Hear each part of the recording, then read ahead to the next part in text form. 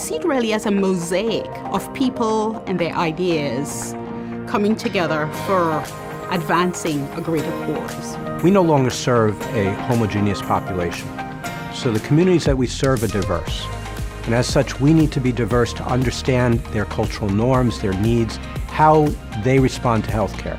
The organizations that really pull off inclusion and diversity extremely well do so because they put positive effort into it. It just doesn't happen by accident. You have to make a decision to do it, and then everybody has to put it on their agenda every day. You don't exclude because of a bias. You don't exclude because of a circumstance. And you don't exclude because of income or race or religion or ethnicity. To create opportunities for individuals to get the same type of care and services that you provide. Most important of all, really understand that our differences is what is really our greatest strengths.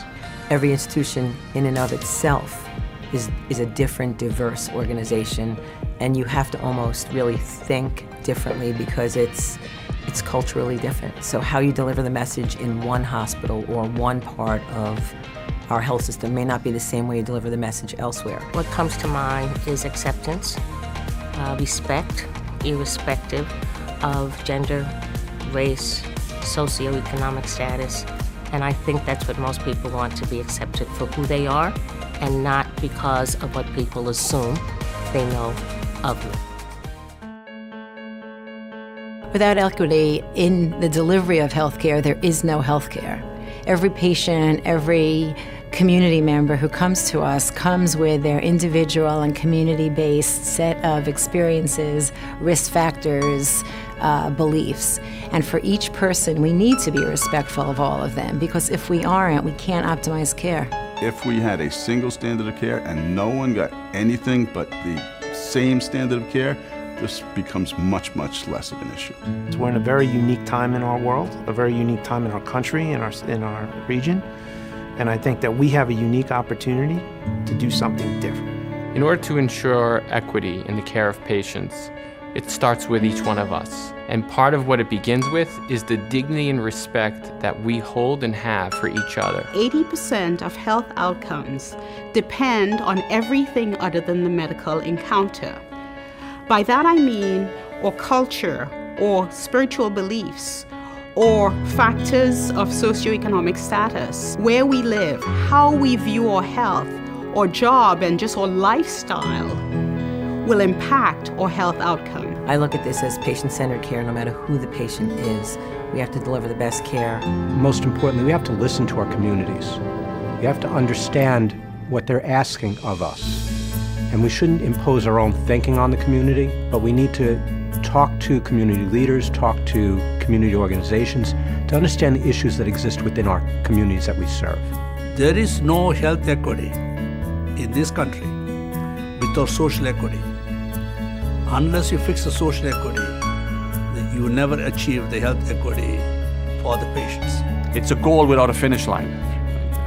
No matter how well you try to do it, you have to always got to understand that there's a further step that you've got to take to make it better and better and better. So part of the goal is to make sure that we have, from a provider point of view, the access to the same kind of care in every community, irrespective of the circumstance. We need to understand what we don't know. We need to better understand not so much how we want to be treated, but how people want to be treated. It's not enough anymore just to sort of think about how I think you want to be treated. It's coming from a place that knows that each of us brings our experiences, our unconscious bias to everything that we do, and then focusing on how do we create systems, how do we develop clinical experiences that respect and honor the differences that we all have. If we're working side by side with people who reflect the different patients who walk in the door, I think we'll all learn from one another.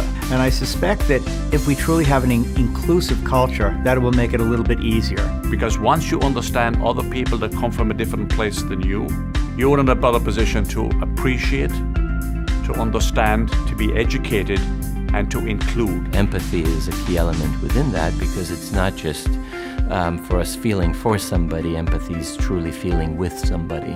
We ask the patients, right, what is the matter with you? But our question should be, what matters to you? in this particular healthcare environment or this interaction, what really matters to you. It is not just I give you healthcare and you get it and you're supposed to get better. We want to dig deeper, a little more. Organizations that incorporate the tenets of diversity and inclusion into their fabric, into their strategic plans, are the organizations that excel, that win, that drive innovation, and promote and foster success.